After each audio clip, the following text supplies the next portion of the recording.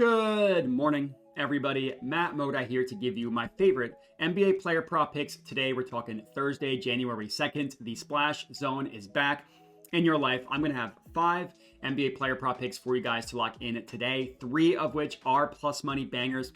Couldn't find all 5 being plus money bangers, but we'll gladly take 3 of them. Admittedly, we have been on a little bit of a rough patch over the last 2 days.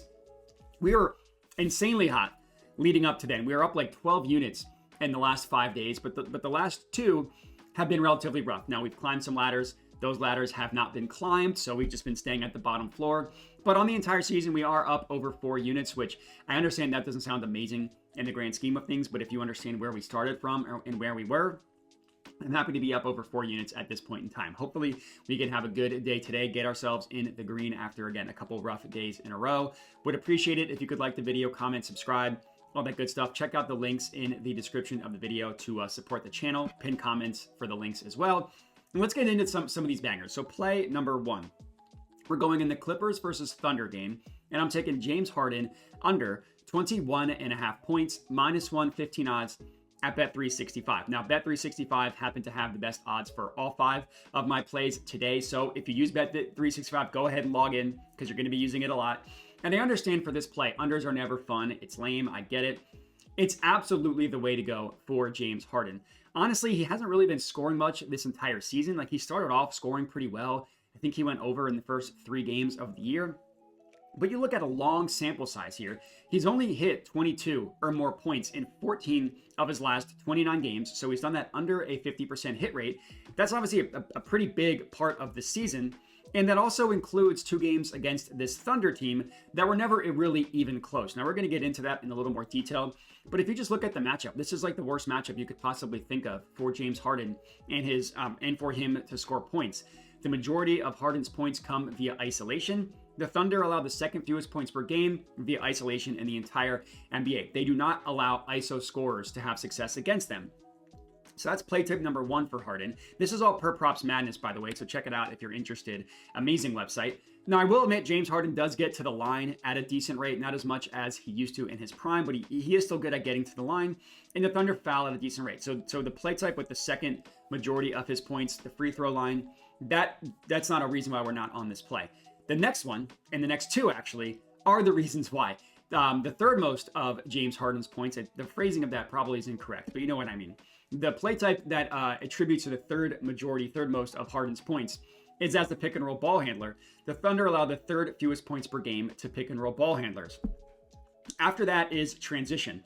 The Thunder allow the 2nd fewest points per game via transition. So if we're just taking a step back and looking at everything on the whole, 3 of the top 4 play types where James Harden scores his points, 3 of the top 4, the Thunder are either the 2nd best or the 3rd best defense guarding those play types.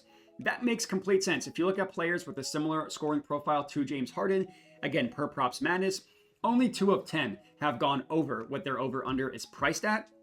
And these players go under by an average of 1.7 points under what their over-under is priced at. So most players aren't even coming close to hitting their over-under against the Thunder. That includes James Harden himself. Again, I mentioned he's played the Thunder 2 times this year. In those 2 games, he scored 12 and 17 points. So he hasn't even come 1 bucket away from hitting the over-under, for hitting his over against the Thunder. And the price has been the same. They've all been priced at 21.5. I absolutely love this under. It's an amazing play. That's play number 1. Now we move on to the Celtics versus Timberwolves game. We're taking Anthony Edwards over 5.5 rebounds, -115 odds at Bet365. So another minus money play. It's our last one of the slate. But system play. I love this one. Take guard rebound props against the Celtics. This one, obviously, we're back in Anthony Edwards against the Celtics. Now, we don't love the -115 odds, but we do love the play. It's all because of the Celtics shot profile. What do we know about the Celtics? They shoot a ton of 3-pointers. They shoot more 3-pointers than any other team in the entire NBA. And Anthony Edwards, the majority of his rebounds come off of 3-point shots, which makes complete sense. The farther the ball leaves the basket from the shot, the farther it also leaves the basket in terms of the rebound, right? That's just physics.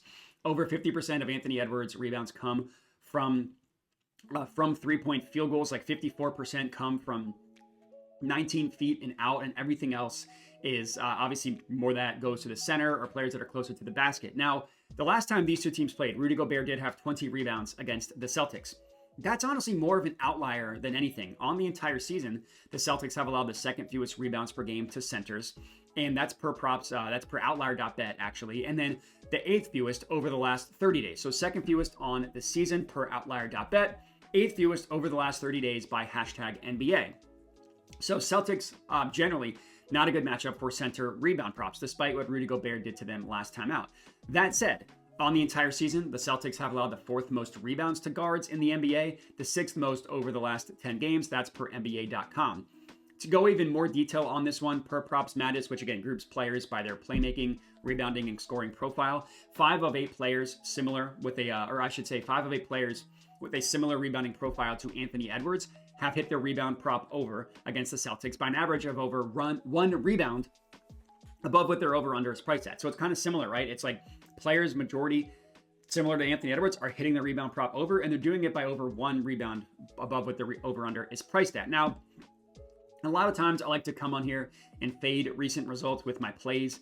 That's not what we're doing, honestly, in a lot of these plays, and that includes this Anthony Edwards one. He's hit 6 or more rebounds in 5 of his last 6 games, but I'm comfortable with that because that came after a stretch where he only hit it in 1 of 4 games. So if you look at the last 10 games that he's played in, he's hit at least 6 rebounds in 6 of 10 games. But what I really, really like about this one is legitimately all 4 times he went under 5.5 rebounds, he had exactly 5 rebounds, literally exactly 5. So the floor for him over the last 10 games would be the hook that would be really frustrating if he ended with exactly 5, but that happens.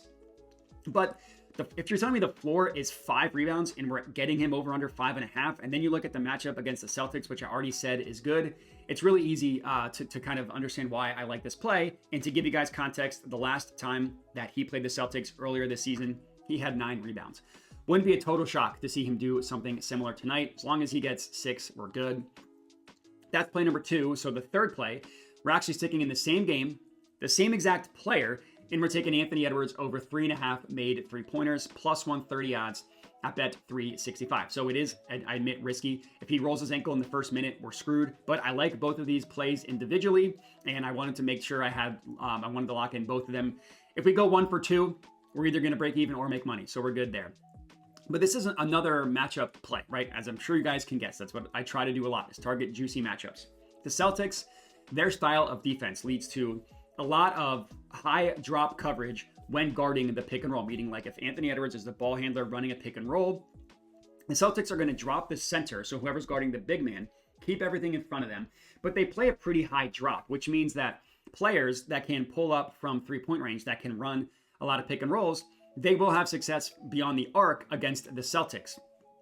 On the entire season, just to give you guys some numbers to back that up, on the entire season, the Celtics have allowed the 7th most pull-up attempted 3-pointers in the entire NBA and the 3rd most made over the last 10 games. It's still been pretty good. And they've also allowed the 5th most 3-point attempts from guards, specifically attempted, the 6th most made on the entire season, and they've allowed the 6th most over the last 10 games. So again, it's the entire season. It's a recent thing. It's how the Celtics play defense. They'll say, fine, we'll get cooked by these very rare breed of guards who can run pick and roll and pull up, but their defense is so good that that's just how they kind of funnel points. And as for Anthony Edwards, on the entire season, he's taken the 4th most pull-up 3-point attempts on the year, the 8th most over the last 10 games. So he was shooting a lot more at the beginning of the year, but still 8th most over the last 10. That's still good. And even as the Timberwolves offense has been pretty gross, they've faltered recently, Edwards has still been consistently shooting a ton from deep. Again, 4th most on the year, 8th most over the last 10 games. He's hit 4 or more 3-pointers in 22 of 32 games this year. That's a pretty good hit rate, especially when you consider plus 130 odds. He's done it in 5 of his last 10 as well. And it's kind of similar where we're not fading recent results here. He's hit 4 in 3 of his last 4 games. Prior to that, he had missed it in 4 of his last 5. Normal ebbs and flows of a 3-point shooter, normal ebbs and flows of just how normal props are for players. But in this same game where he collected 9 rebounds that I referenced earlier, he made 6 3-pointers. So it's how you play the Celtics. You need guards like Anthony Edwards to go off. I think he's going to get us to 4 made 3s to cash this one out. That's play number 3. Next up, play number 4. In the Blazers versus Lakers game, give me DeAndre Ayton over 4.5 first quarter points, plus 125 odds at bet 365. It's a good matchup for Ayton, who's also generally a player that starts fast. The Lakers, you wouldn't expect this because they have an awesome center defender in Anthony Davis. They're actually not a great defense guarding centers. They're not like the worst in the NBA. They're not the Wizards, but they're bottom 10. According to Outlier.bet, the Lakers have allowed the 9th most points per game to centers on the entire season. Per hashtag NBA, they've allowed the 10th most over the last 30 days. So again, not the worst. Definitely not a defense to be scared of. But to go even deeper than that, it's like centers are all different, right? You have a Kristaps Porzingis who shoots a lot from deep, or you have guys like Clint Capella and Jared Allen who never do that. So as we always like to do, go deeper than that. Excuse me. 4 of 6 players with DeAndre Ayton's scoring profile have hit their point prop over against the Lakers. So it's not a ton, but 4 of 6 is still good. And they've hit their over by an average of 3.83 points over what their over-under was priced at. Now, the majority of that damage was done by Jared Allen, who just recently played the Lakers and scored 27 points. His over-under was like 11.5. So yeah, that's doing a lot of the damage when you see like going over by an average of almost 4 points above what their over-under is priced at. That still happened, so it still counts. And in that same game, Evan Mobley scored 20 points. His over-under was 17.5. So both players with the similar scoring profile on the Cavaliers hit their over against the Lakers. And then looking at DeAndre Ayton, he's averaging 5.7 points in the first quarter in his last 10 games. So he's averaging above what we need him to hit this over. While he's only scored 5 or more points in 5 of his last 10 games, 50% hit rate at plus 125 odds also isn't terrible. But literally every single game he went under. Kind of similar to Anthony Edwards with his rebounds. Every single time DeAndre Ayton did not score 5 or more points in the first quarter, he scored exactly 4. So he's basically guaranteed to get at least 2 buckets in the first quarter. And in this matchup, I could see him getting another 1 point after that, whether he just scores 3 buckets, whether he gets to the line. We know that players similar to DeAndre Ayton can have success against the Lakers. That also includes DeAndre Ayton, just played the Lakers earlier in December, scored 8 points in the first quarter, attempted 7 field goal attempts, which is way more important. He gets us to 5 points in the first quarter tonight, cashing this one out. Now for our 5th and final pick of the video. Same game, we're actually sticking in the Blazers versus Lakers game, and we're taking Austin Reaves 5+ rebounds, plus 160 odds at bet 365. So another one where we are not fading recent results. I honestly just think this is this is an insane price on Austin Reaves, who has been awesome recently. Reaves has hit this over in only 11 of 27 games this year. So if you're looking at the entire season, you're not that impressed. But again, he's been much better recently. He's cashed this over in 4 straight. He's done it in 5 of 6 and in 7 of his last 9 games as well. And normally when I see like that recent of an outlier, I want to fade that. Not in this situation. This is something that I can easily see, I can easily envision continuing for Austin Reaves, because the most important thing here is the rebound chances have been there, and there has been a change with the Lakers' rotations. Now, it's only been 2 games, but without D'Angelo Russell, who has been traded, so I can assure you he's not playing tonight. It's been 2 games, but in the 2 games that he's played without D'Lo this season, Austin Reaves has 10 and 9 rebounds, so sky over what we need him to get tonight. More importantly, 17 and 14 rebound chances. That's crazy. And if you look at last year without D'Angelo Russell, it was 6 games. He hit the over in 4 of those 6 games. So it's 6 of 8 over the last 2 seasons, averaging 10.4 rebound chances in those 8 games as well. For someone only needing to get 5 rebounds, over 10 rebound chances is perfectly acceptable, especially considering recently guards rebounding that can run transition, that can initiate offense like Austin Reaves is really valuable. So he's not going to defer a lot of rebounds if he's there for one. And it's a good matchup for him against the Blazers for guard rebound props, right? Like he's listed as a shooting guard, Austin Reaves is. The Blazers allow the 6th most rebounds per game to shooting guards on the entire season. Now, a lot of the position stuff can be a little bit wonky. Like LeBron's technically a power forward. He also plays point guard on offense. So position is not always perfect. That's why I like to look at Props Madness, which doesn't just look at position, but it groups similar players together. Per Props Madness, 7 of 11 players with Reaves' rebounding profile have hit their over against the Blazers, their over rebound prop. They've hit their over by an average of over 1 rebound above what their prop is priced at as well. And so 7 of 11 means that 4 players have gone under. Of those 4, 3 of them went under by the hook. All 3 of them got 3 rebounds on an over-under of 3.5.